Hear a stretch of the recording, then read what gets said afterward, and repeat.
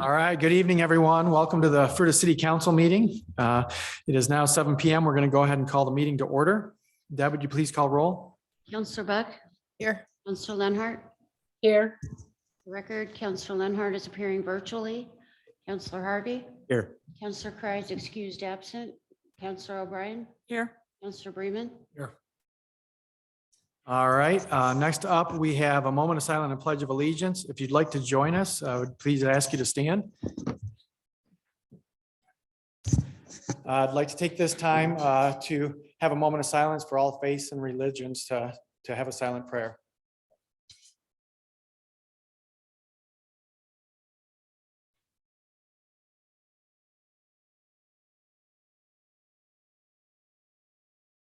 Thank you.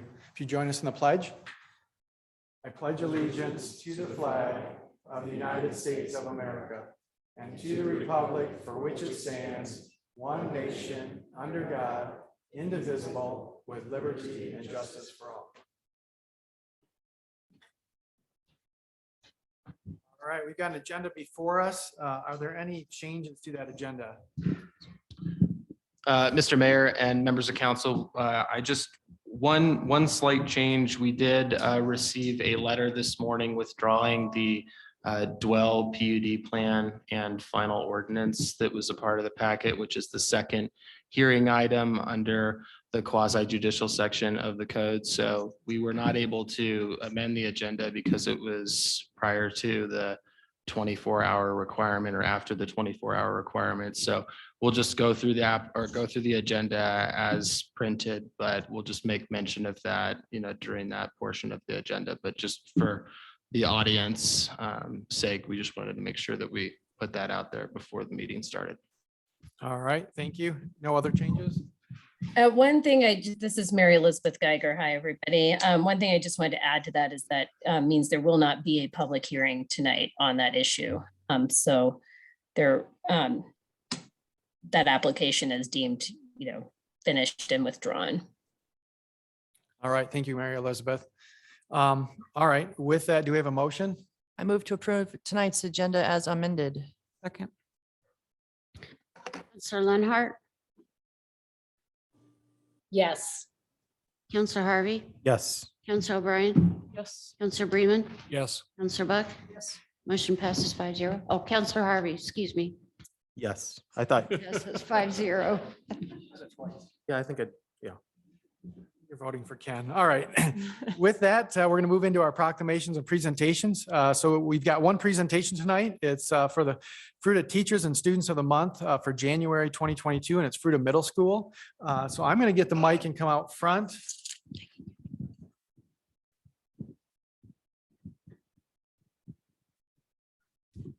Thank you. So we've got two students, both 6th grade and 7th grade, and two teachers that we wanted to recognize here in the community. And so I'm going to call your name and ask you to come on up. So our first one is Clinton Johnson. He's in 6th grade and he's a student at Fruita Middle School. And he's being recognized by the Fruita City Council as an outstanding academic achievement and excellence. Is he here tonight?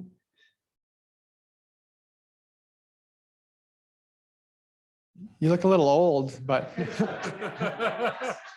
All right. All right. And so we also have, with the certificate, we also have a pass to the rec center and then a I Heart Fruita pin. So are you able to give that to him? I can do that, yes, for sure.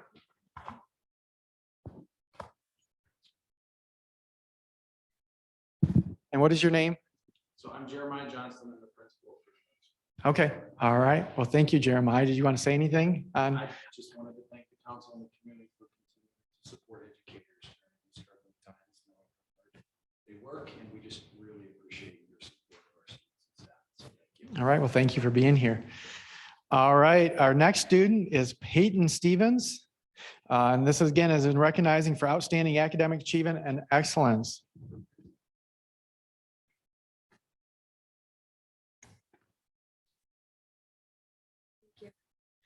Do you want to stay up here? Just, I know some people are going to want to get photos. So if you want to just stay up here just for a few minutes here. All right. And then we've got a certificate for our 6th grade teacher, Jesse Bainan.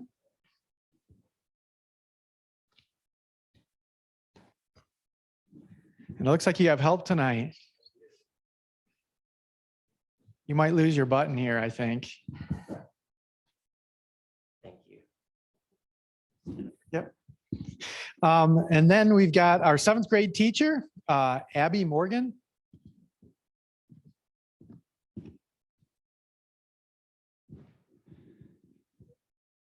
Come on up. And then if anybody wants to get photos, I know now is probably the prime opportunity, but we just wanted to thank our students and teachers here in Fruita. It's always great to be able to recognize them. Let's give them all a big hand.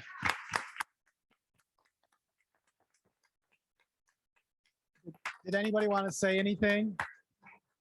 Any? Thank you so much. Yeah, Well, thank you for being here. for sure. Thank you.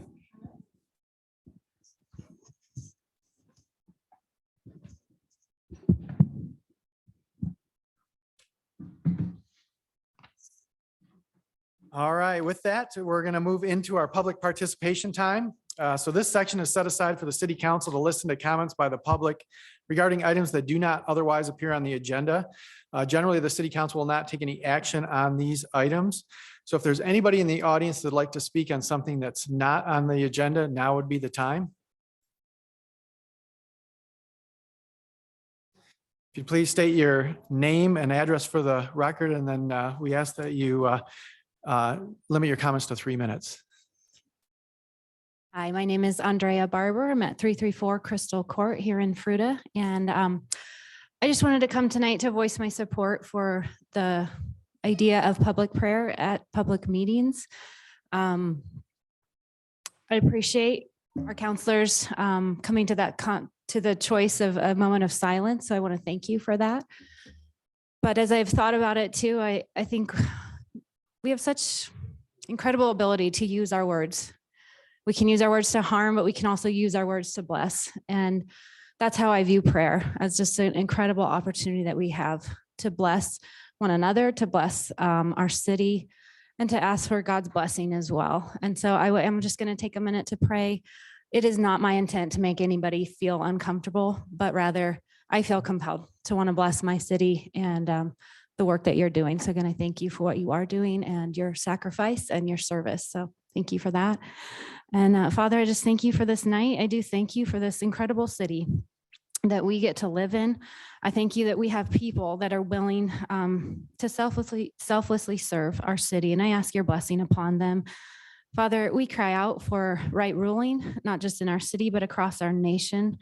My heart is to also cry out for you to heal the great divides that we face, Lord, even in families, in neighborhoods, and across the political spectrum. Lord, there is so much division that we want to see healed. So help us to be those instruments that can bridge those gaps. Help us to use our words to help heal and not harm. And I ask your blessing upon these decisions and proceedings that will happen here tonight. I pray for wisdom for everyone involved in making these decisions that affect so many people in this city. So I just thank you and pray these things in your name. Amen. Thank you. Thanks, Andrea. Is there anybody else in the audience that would like to speak on something not on the agenda? All right, hearing none, we're going to close the public participation and move into our consent agenda. So these are items where all conditions or requirements have been agreed to or met prior to the time they come before council for final action. These will all be approved by a single motion of council. So with these, we're going to open these up to a public comment. So if there's anybody that would like to speak on an item on our consent agenda, now would be the time to do that. All right, hearing none, I'm going to close consent agenda and bring it back to council. Are there any questions or a motion to approve? I move to approve the consent agenda. Second. Counselor Harvey, Yes. Counselor O'Brien, Yes. Counselor Bremen, Yes. Counselor Buck, Yes. Counselor Lenhart. Yes. Motion passes 5-0. All right, we do not have anything on our administrative agenda, so we're going to move into our city manager's report. Is there anything to report this week? No report. All right, with that, we're going to bring it back to council reports and actions. So we're going to start with you, Karen. How about that? So I don't forget you since you're remote. Okay, Yeah, pretty simple. Fruita Youth Initiative, they're gonna come to our meeting on I believe it's a first or second, to do a little presentation, just a update on what they're doing. And then museum and police commission are next week. That's it. All right, thank you. With that, we're going to move to Lori. All right, Kyle, Nothing to report. Heather, Planning Commission met, but everything we talked about, you're gonna see, so I'm good. Matthew.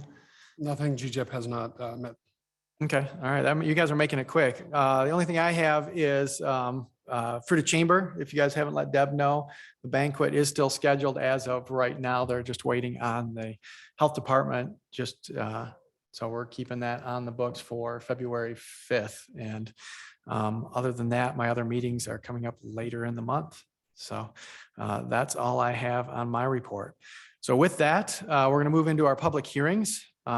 So we do have our first one is a special event liquor permit application. And so Deb is going to be presenting on that.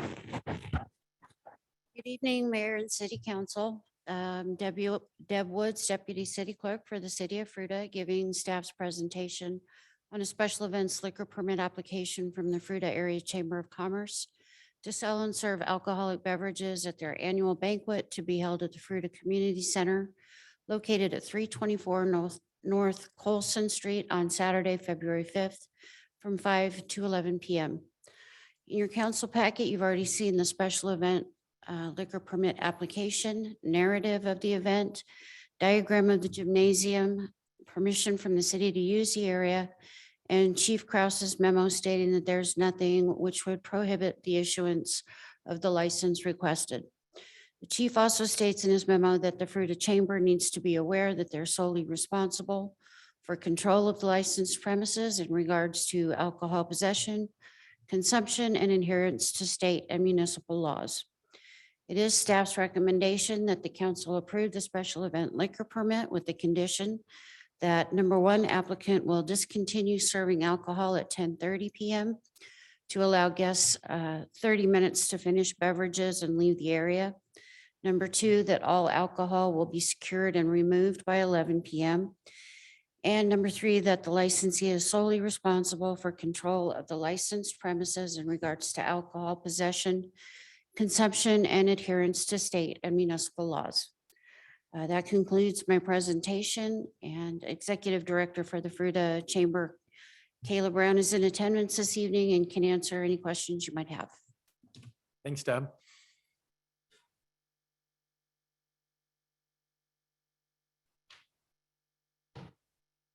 Hello. As Joel stated, we are planning to move forward with the annual banquet as of this point for February 5th. We have hired Fisher's Liquor Mart to control the bar as we have in previous years, and then we will have staff volunteers helping with tickets in order to purchase a drink at the bar. We will also have security on site. Citadel Security will make sure no alcohol comes in or out of the premises. All right, thank you. Thank you. With that, we're now going to open this up for public comment. So if there's anybody in the audience that would like to speak on this item, now would be the time. All right, hearing none, we're going to close public comment, bring it back to council. Does anybody have any questions, or do we have a motion? I move we approve the application for a special events permit for the Fruita Area Chamber of Commerce to serve alcohol beverages during the Fruita Chamber annual event, February 5th from 5 to 11 with the conditions that were previously mentioned. Councilor O'Brien, Yes. Councilor Bremen, Yes. Councilor Buck, Councilor Linhart, Yes. Councilor Harvey. Yes. Motion passes 5-0. All right, thank you, Kayla. Our second item, as we've already been noted, has been withdrawn. Dan, do we need to do anything on the record for that?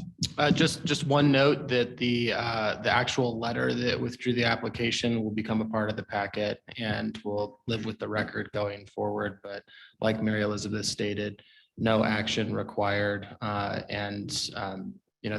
This should essentially just kind of conclude this particular item that was previously on the agenda.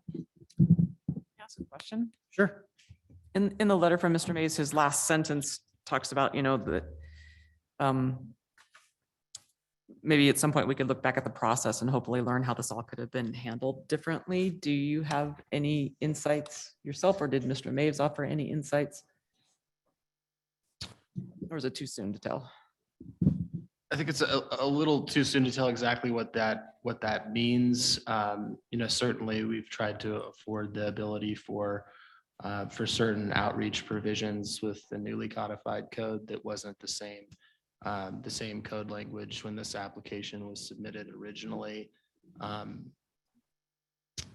As far as, kind of speculating on kind of exactly what the intent was behind that, I'm not terribly sure.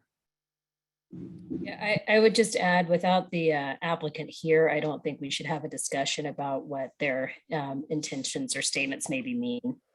Okay, thank you. Sure.